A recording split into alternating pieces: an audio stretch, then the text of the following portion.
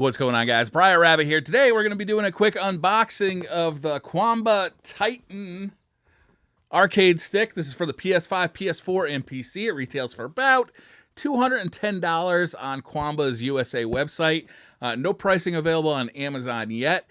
I will put links to everything in this video in the description below. I have unboxed the drone. I've done a full review on the drone. I've done an unboxing on the Obsidian 2. This one sits right in between the drone 2 and the Obsidian 2 price-wise. But it's got an interesting layout. The actual arcade lever is a lot further away from the buttons here than on the average arcade stick. So that makes it interesting as well. Also, the price point to me is kind of the sweet spot for a high-end joystick. I know it gets way more expensive from there, but for $200, I feel like you should expect a pretty solid joystick. Also, this is a little more compact than the Obsidian, a little lighter weight, but much heavier weight than the Drone 2, I can tell already. So let's unbox this thing. We're going to put it down on the table here. We'll switch cameras so that you guys can see this. Let's start by just popping this guy open here.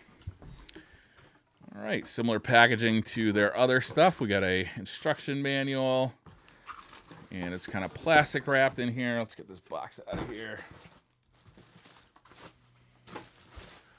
All right, there we go. All right, first impressions right out of the boxes. This is way heavier than the Drone 2. My guess is that there's going to be some metal plates in here, either under the deck. I suspect there's at least one under the deck, and then there might be another one on the bottom here, because this feels much more solid and weighty than the Drone 2.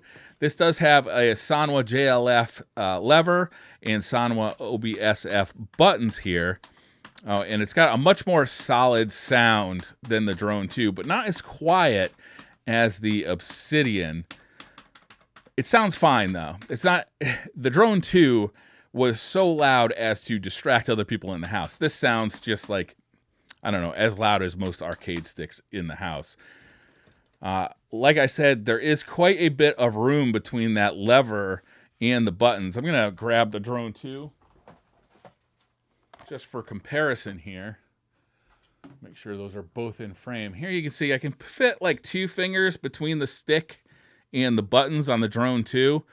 But on here, I can easily fit my whole hand. I even got a little room to spare. So it's much wider layout. Even though the button layout is essentially the same, it's just spread apart more.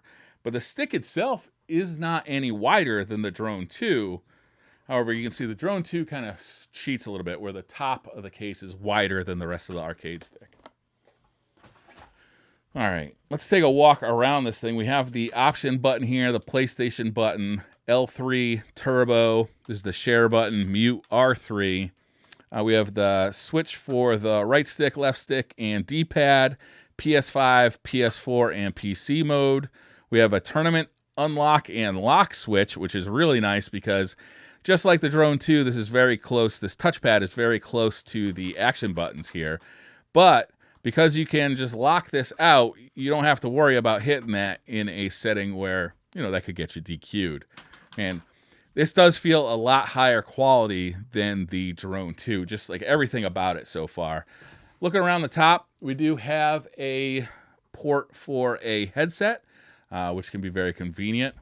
Nothing on the sides. There is a cable on the side here, and this does have that same sort of cable storage as the Drone 2, that it just kind of slides in and out of the side here.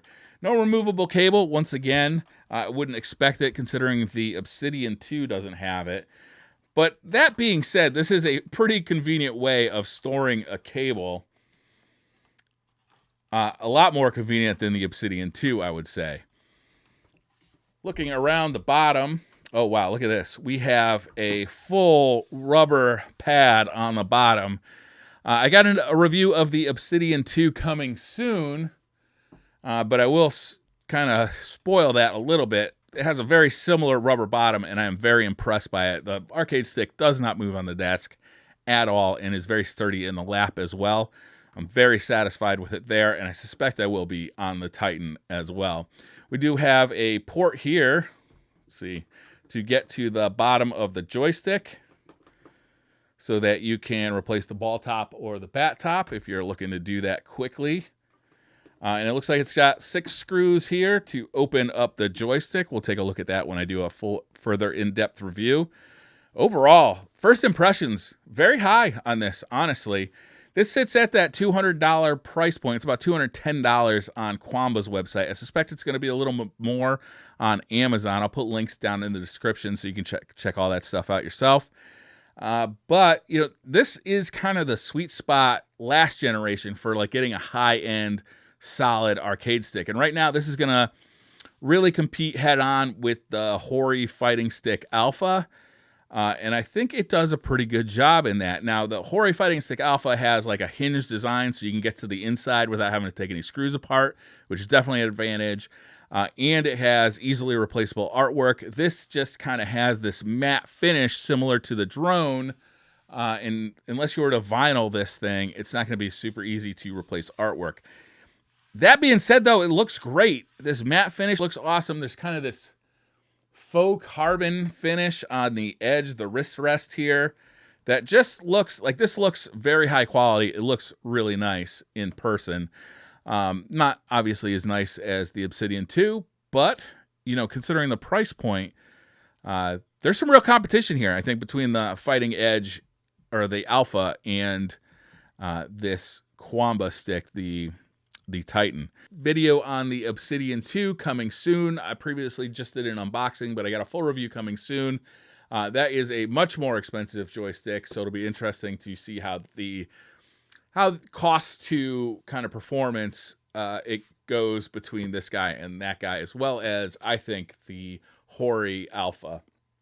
Thank you very much for watching. Hit that like button if you liked the video. Hit subscribe if you're new to the channel, and I'll see you guys next time. Bye.